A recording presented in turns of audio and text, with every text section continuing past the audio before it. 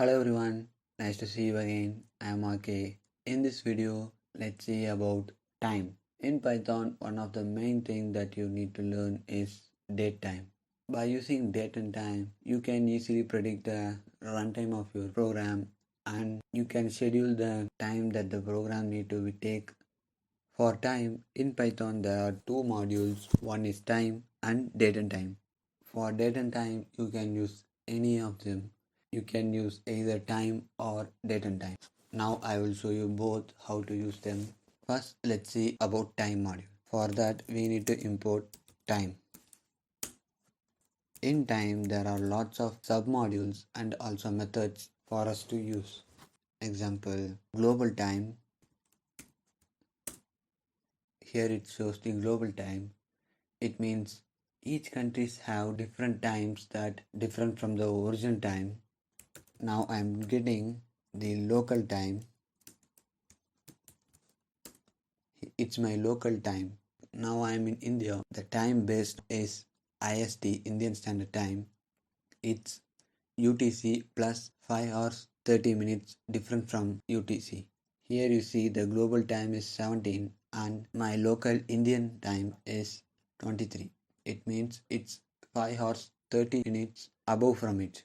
Different countries have different time based on their time zone. There are many countries have different time zones. Russia and France has more than 10 time zones in their country. And the next thing is sleep. This is used to make your code to execute some minutes or seconds later.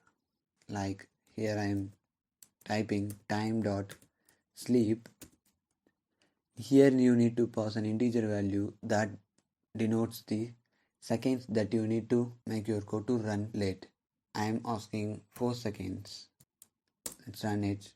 1, 2, 3, 4. Here it takes 4 seconds to finish it. I will show you the sleep method with some more example. For I in range of 5.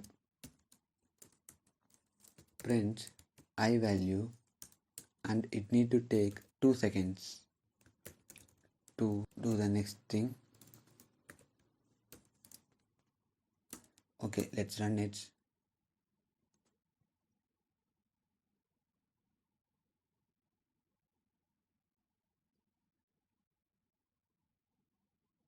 Here you can see it takes time interval of 2 seconds to display each values.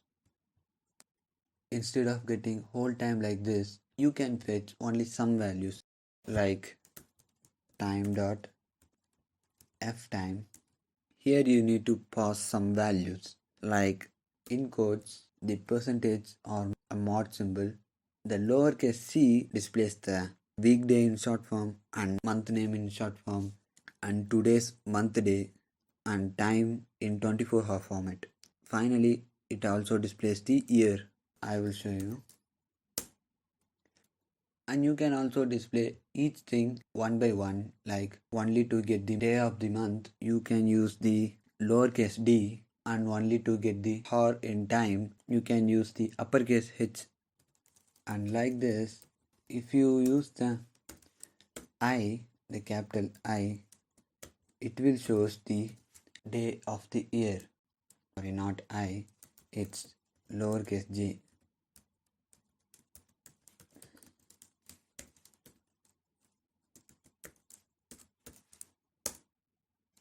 Yeah. Here it shows the day of the year. In another thing, it's time.time. It will display only the seconds. If you paste the value in GM time or local time, it will show the output. Example, time.gm time. Let's copy the value and paste it here. It will display the same output that we get previous bar. You can also use the local time to convert the seconds to current date like this. Let's see, another module is date and time. Imports date time. Sometimes date and time will be used more than time. Let's see what is today's date and time. today.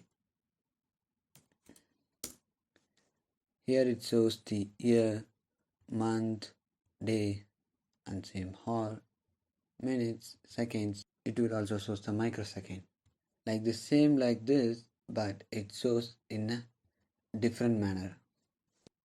You can also get the exact output using different method. It's now.